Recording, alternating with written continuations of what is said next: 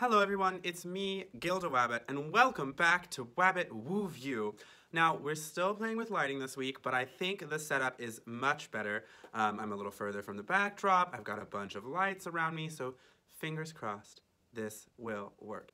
Now, before we get into it, I would love to ask you to follow me on Facebook, Instagram, Twitter, Venmo, Grindr, Grubhub, and Ashley Madison at Gilda Wabbit, GildaWabbit. You already subscribe here, hopefully, and if you don't, pound that little red button down there. And also, like and comment. Let me know what you think. We're supposed to be like a community. That's what social media is for. It's social.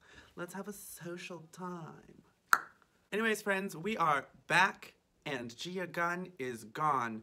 Icon, legend, and the villain of the season. So now I'm curious, who will step up to take her place? The girls are all kikiing their mourning the loss of Gia, and Manila says something very interesting. She says, now, I may have won and sent Gia home, but we all know that Trinity won the Snatch game, and I have to disagree, girl. Manila, do not sell yourself short like that. That Barbra Streisand was legendary, darling.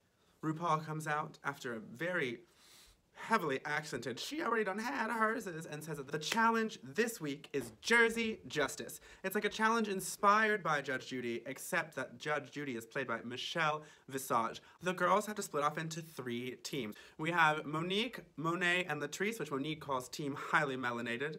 We have Manila and Naomi, and then we have Trinity and Valentina. So the girls get to rehearsing, and already Monique, Monet, and Latrice are killing it. They are so funny. I think that Monique is perfect for this challenge. She already has such an over-the-top personality, but Monet and Latrice both need to sort of like step the fuck up this week because last week was not strong for either of them. We get to Manila and Naomi, and they are hilarious. Manila says that she's a little worried about how Naomi's gonna turn it out, but that she's confident they can pull it together, and I really think they do. I've been very impressed with Naomi this whole season. Honestly, this is the team that I want to win because I'm obsessed with Manila Luzon, and I'm really proud of Naomi for all that she's done. So I am rooting for these girls.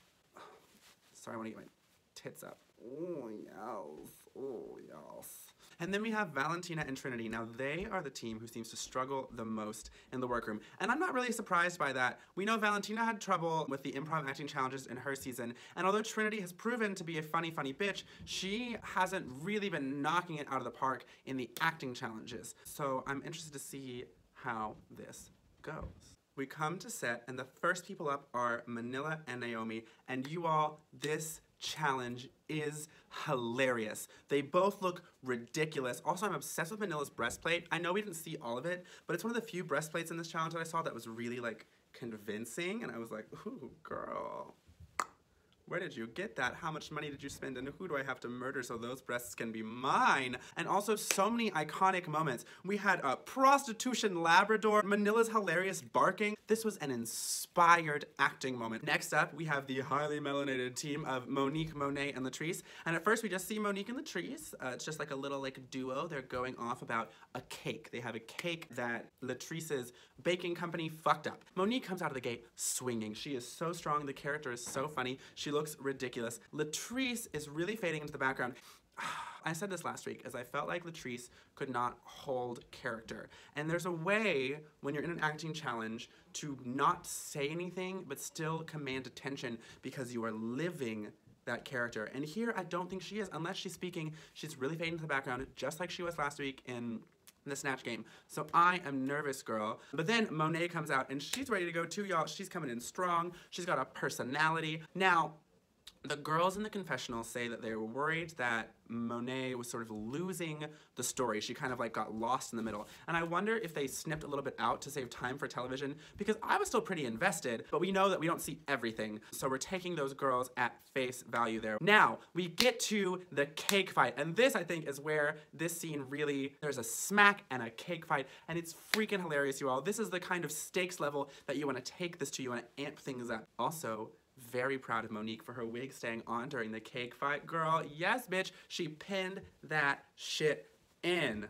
Now I'm curious as to where the next set is gonna go. Trinity's there, she's talking to Michelle, and Michelle is ready to cut everything out, but then Valentina's character comes in late, and Valentina looks fucking hilarious. I love when Valentina lets all of her Glamour Go, and she's just like playing a different character, and she's like a weird little gremlin, because it is so funny. I feel like Trinity is a little bit too reserved, and there are a couple parts where like you can tell her jokes don't land with the audience. Now, they also go into a fist fight, which I think, I mean, within the context of the whole challenge, I wish that they had done something different.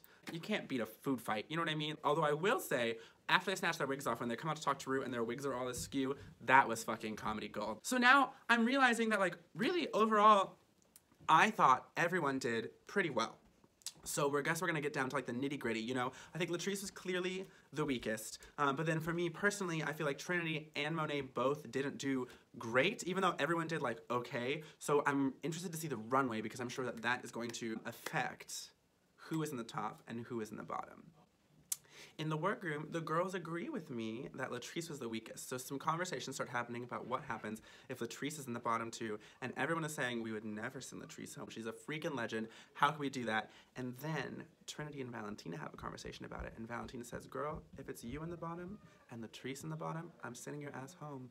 And as if to answer my query at the beginning of the episode, Trinity calls Valentina Villantina. Is that foreshadowing about who the next villain of the season is? And now we're at the Wabbit one down of the one way. Last week I realized that I was still doing Tutor Boot, and like that's, you know, belongs to WoW Presents, and I shouldn't be mopping their journey. So we're just gonna talk about the runways, and then each week from now on, I'm going to give a golden carrot to one girl's runway and say, you bitch, you were the winner of the runway. The runway this week is curves and swerves. They want to see you padded, they want to see you cinched, they want to see in shape, darling. And the first person out on the runway is Manila Luzon in this very Rococo French Chanel-inspired outfit. I think not only are the peignets a clever way to be like an homage to a different type of padding, also the fabric is quilted and padded. So I thought it was really clever, and I also thought Manila looked amazing. We have Naomi coming out in this hilarious vintage housewife, cinched all the way to oblivion, snatched up with like a burned pie and a burned dress, like Lucille Ball in the thick of one of her worst mistakes, and she looked amazing. The makeup, gorgeous, the hair, fabulous, the shape of the body and the way the garment fit.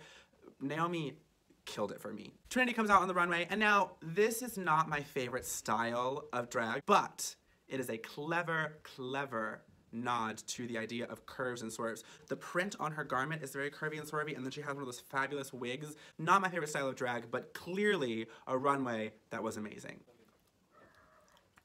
There are dogs barking outside. Woof woof.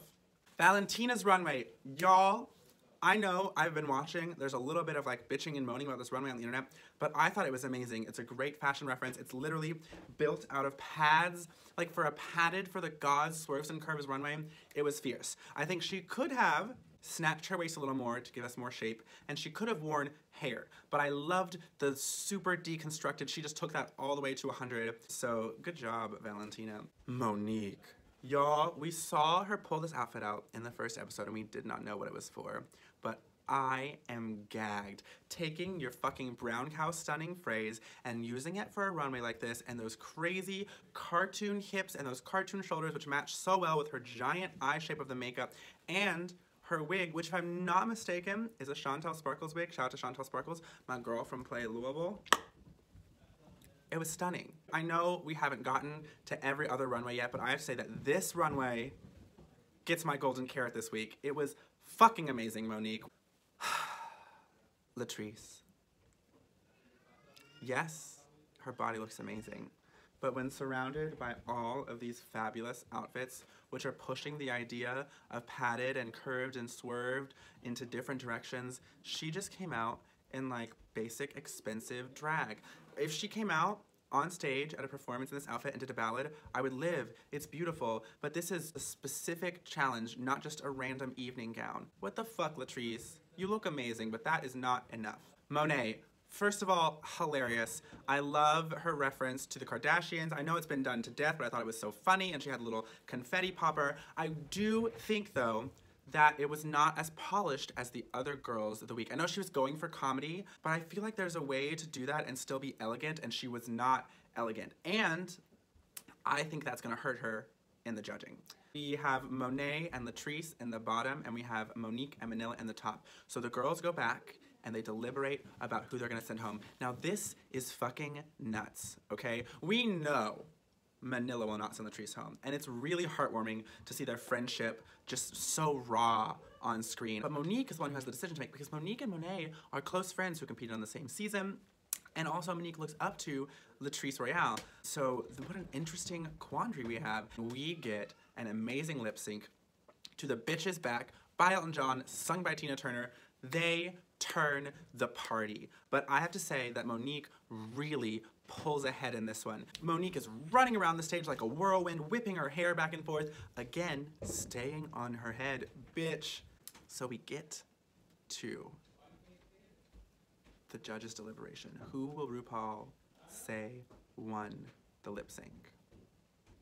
And she says, Monique Hart, which is exactly what I think should have been said. So Monique pulls out her lipstick, and it is Latrice Royale, y'all. She has opened herself up to the floodgates of hate from Drag Race stands across the nation, and Latrice leaves, and y'all, she is pissed.